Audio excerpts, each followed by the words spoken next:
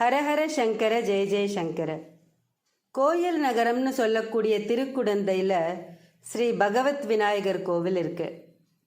இந்த கோவில் கும்பகோணம் மடத்து தெருவில் கிழக்கு நோக்கி இருக்கு. பன்னெடுங்காலத்துக்கு முன்னாடி இந்த தெருவில் தான் காவிரியோட கரைப்பகுதி இருந்துதான். அதுக்கப்புறம் அகண்ட காவிரி தன்னோட அகலத்தை குறைச்சிண்டு ஓட ஆரம்பிச்சுதான். அதனால இப்போ இங்கே கோவில் தனியாகவும் பகவத் படித்துறை தனியாகவும் இருக்கு. இந்த திருக்குடந்தை காசியை விட சக்தி வாய்ந்த ஸ்தலம்னு சொல்றா. அதுக்கு உதாரணமா மகாபெரிவா ஒரு விஷயத்த சொல்வார். அதாவது வேதாரண்யம்ங்கிற ஊர்ல பகவர் முனிவர்னு ஒரு முனிவர் இருந்தார்.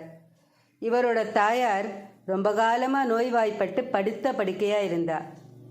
ஒரு நாள் அந்த அம்மா தன்னோட பிள்ளைகிட்ட, நான் இறந்ததுக்கு அப்புறம் என்னோட அஸ்தியை ஒவ்வொரு தலத்துக்கும் எடுத்துட்டு போ, எந்த தலத்தில் அஸ்தி புஷ்பமாக மாறுறதோ அங்கே என்னோட அஸ்தியை கரைச்சிடு, இதுதான் என்னோட கடைசி விருப்பம்னு சொல்லிட்டு உயிரை விட்டுட்டா.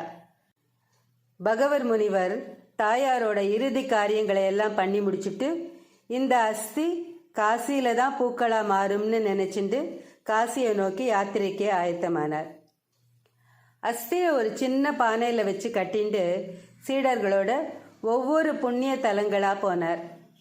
திருக்குடந்தைக்கு வந்தவர் அஸ்தி பானையை கரையில் இருந்த விநாயகர் விக்கிரகத்துக்கு முன்னாடி வச்சுட்டு காவிரியில் ஸ்நானம் பண்ண போனார்.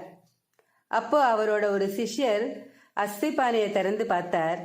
அதில் பூக்கள் நிரம்பி இருந்தது. பானையை ஏன் திறந்தேன்னு குருநாதர் திட்டுவாரோன்னு பயந்துட்டு தான் பார்த்ததை சொல்லாமல் அமைதியாக இருந்துட்டார். அதுக்கப்புறம் குடந்தை தலத்திலிருந்து வழியில் இருக்கிற எல்லா தலங்களையும் பார்த்துட்டு காசியம்பதிக்கு வந்தார் முனிவர். அங்கே வந்து பானையை திறந்தப்போ அதில் அஸ்தி தான் இருந்தது. திருக்குடந்தையில் பூக்களாக மாறினது மறுபடியும் அஸ்தியாகவே ஆயிடுத்து. அதை பார்த்த சிஷ்யர் அதிர்ந்து போயிட்டார். குருநாதா, என்னை மன்னிச்சுடுங்கோ, திருக்குடந்தையில் காவிரியில் நீங்கள் நீராடினப்போ அஸ்தி கலசத்தை திறந்து பார்த்தேன். அது அங்கே பூக்களாக மாறி இருந்தது.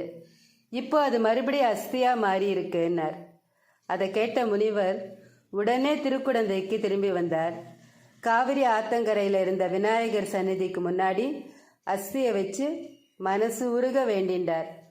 அதுக்கப்புறம் அஸ்தி பானையை திறந்து பார்த்தா உள்ள பூக்கள் நிரம்பி இருந்தது. அதுக்கப்புறம் காவிரியில் நீராடி உரிய சடங்குகள் எல்லாம் செஞ்சு முடித்தார். இதனால் திருக்குடந்தை காசியை விட அதிகம் வீசம் கொண்ட க்ஷேத்திரம்னு புரிஞ்சுண்டு சிலிர்ப்போட வழிபட்டாராம் முனிவர். முனிவருக்கும் அவரோட சிஷ்யர்களுக்கும் விக்கிரகங்கள்லாம் இருக்கு. காஞ்சி பெரியவா கும்பகோணம் வரச்செல்லாம் இந்த விநாயகரை வணங்கிட்டு தான் போவாராம். 1952 வருஷம் காஞ்சி சங்கர மடத்துக்கு சொந்தமான சந்திரமௌலீஸ்வரன்கிற யானை திருவிசநல்லூர்ல இறந்துடுத்து. அப்போ காஞ்சி மகாபெரிவா அந்த யானையோட 2 தந்தங்களையும் ஸ்ரீ பகவத் விநாயகருக்கு கொடுத்து வழிபட்டார். சங்கடஹர சதுர்த்தி முதலான வைபவங்கள்ல ஸ்ரீ பகவத் விநாயகருக்கு அந்த தந்தங்களை கொண்டு அலங்காரம் பண்ணுவாளாம். மார்கழி மாசத்துல சிறப்பு பஜனை, சங்கடஹர சதுர்த்தியில தங்கக்காப்பு அலங்காரம், விநாயக சதுர்த்தியை முன்னிட்டு 10 நாட்கள் உற்சவம்னு இந்த கோவில் அமக்களப்படும். ஸ்ரீ பகவத் விநாயகருக்கு கொழுக்கட்டையும் அருகம்புல் மாலையும் சமர்ப்பித்து வழிபட்டால் நன்மைகள் கைகூடும், பிரார்த்தனைகள் நிறைவேறுங்கிறது ஐதீகம். ஸ்ரீ மகாபெரிவா திருவடிகளே சரணம். ஹரஹர சங்கர ஜெய ஜெய சங்கர. காஞ்சி சங்கர காமகோட்டி சங்கர.